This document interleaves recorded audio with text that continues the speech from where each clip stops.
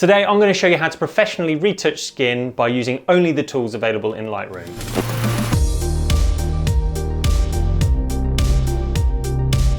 Hello everyone and welcome to another video. Today I'm going to be doing something slightly different and showing you a cool little trick that I've developed recently for cleaning up skin in Lightroom. For a long time now, Lightroom has been really lacking in skin retouching tools. Instead of being able to do everything in one program, most portrait photographers are being forced to other pieces of software like Photoshop or other third-party software to try and get the results that they really want. Now, wouldn't it be nice if there was a workaround that allowed you to get professional looking results all within Lightroom?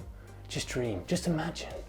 Well, dream no more, because that's what I'm going to show you today. Anyway, don't take my word for it. Let's jump into Lightroom and I'll show you what I mean. With your image opened up into Lightroom, the first step is to quickly remove any large blemishes using the spot removal tool. If you don't remove these larger blemishes now, then when it comes to softening the skin later on, it's just not going to look right. When choosing the spot removal tool, don't forget to set the brush to heal rather than clone, and also reduce the feather to around 50, because this will give you a nice soft edge that will allow the fixes to blend in seamlessly. You can adjust the size of your brush by using the slider on the right hand side, or a better option is to simply press the square bracket keys on your keyboard. Now it's just a case of dabbing, not this kind of dabbing, or brushing over the areas you want to heal.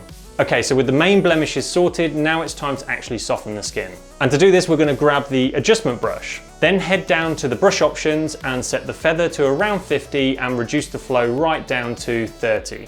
If you're unfamiliar with the flow option, basically it controls how much of the brush effect you'll see with every stroke of the mouse. So the more you brush over the area, the more the effect will be applied to that area. By reducing the flow to a much lower number, this means we can just keep building up that effect gradually, rather than slapping it all on in one go when it's set to 100. Now we have our brush set up correctly, head up to texture and reduce it all the way down to -100. The texture slider is what we're going to be using to create that softened skin effect. Now it's just a case of brushing over the skin in the areas you wish to soften.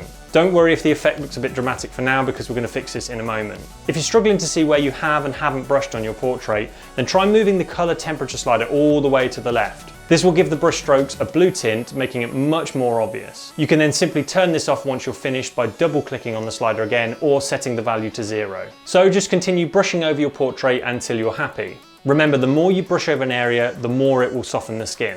Also, it's worth trying to avoid brushing over any hard edges if you can help it, like around the nose or over the eyes, because otherwise it's just going to turn your portrait smudgy. If you need to, you can also hit the square bracket keys to adjust the size of the brush if you need to get into some of those small, hard to reach areas. So once you've brushed over all of the areas you want to affect, simply increase the texture slider again until you get a more balanced result. So around -40 worked well for my image. Remember, you can always go in and brush over any areas you think you've missed or that need more softening.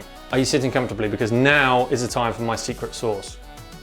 But seriously, it's actually nothing that complicated. All we need to do is reduce the clarity slider all the way down, sometimes as low as -100. Now, normally reducing the clarity slider to anything below 0 is a no-go, because it creates horrible haloing effects and it looks like an 80s portrait gone wrong. But because we've been adding those brush strokes in really gradually using the flow setting and also adding selective adjustments across the portrait rather than doing a global adjustment, it allows us to soften the skin even further for what I think looks like a more natural result.